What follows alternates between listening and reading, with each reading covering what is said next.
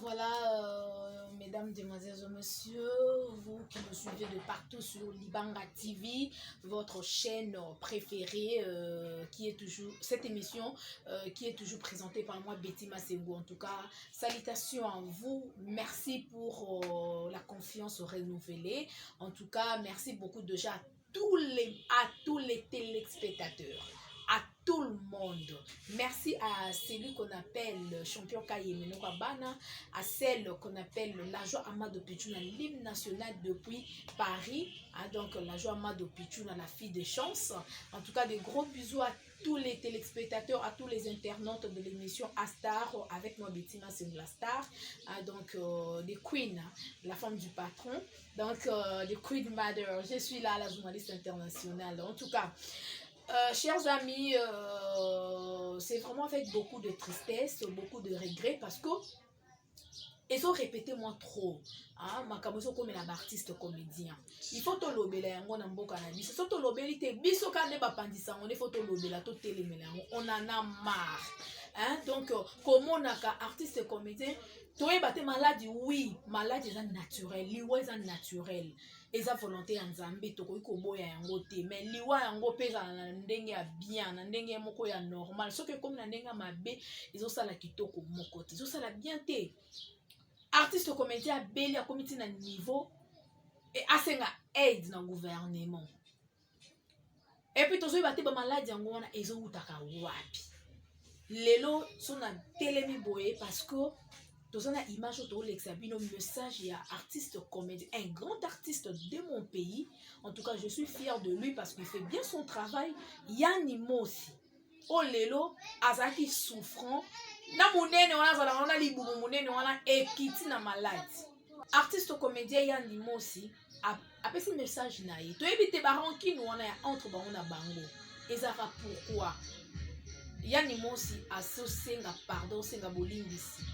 Na ebite président Masumu de Brende problème ngo ni no ekoma ti oke ko mema ba artiste na yo bandeko na yo ba frère na yo ba confrère na yo na tribunal. Pour nani koko matina ba niveau ba papa mikolo. Voilà, image quand na lobby bobo te ko na image.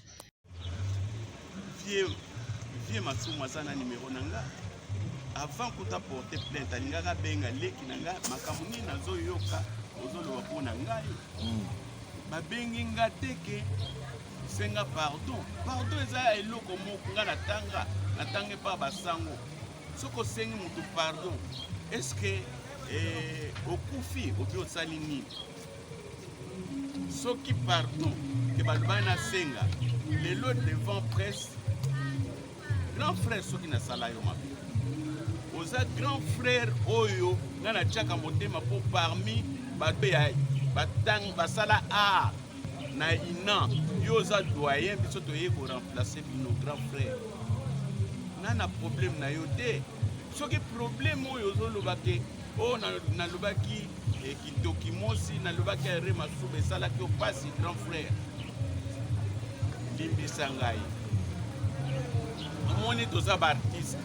Babiloko mosusu are masuba banini moyo to tchaka parfois moi ba blague mais ya ko tchango na motema tie kuma na niveau parquet pona babiloko wana vraiment to ke pas ba juge nini yo ba fingi pona oh are masuba ale akitoki mosi non grand frère mutu moko bakunda na lupangele le na kufi bakokunda nga moko bakunda nga na kasabu te bakozwa komi na kasabu bakendo kunda nga nango te.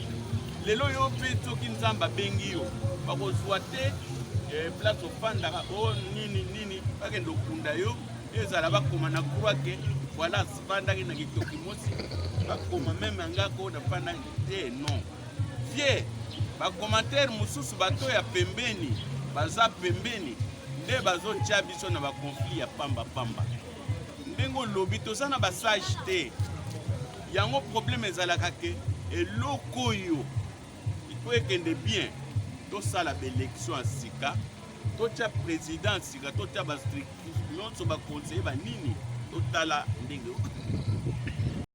Voilà, merci beaucoup.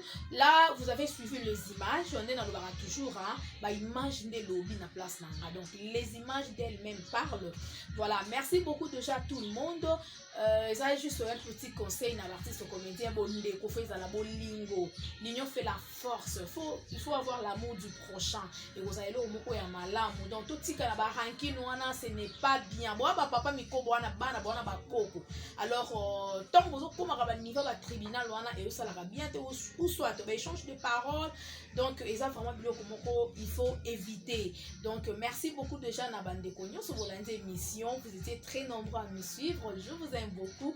D'ici là, portez-vous bien. Merci à la joie à moi de Pichouna, l'hymne national depuis Paris. Merci beaucoup déjà à ma maman chérie, maman Cathy Bakissa. Et de gros bisous à vous tous. Nous sommes arrivés à la fin.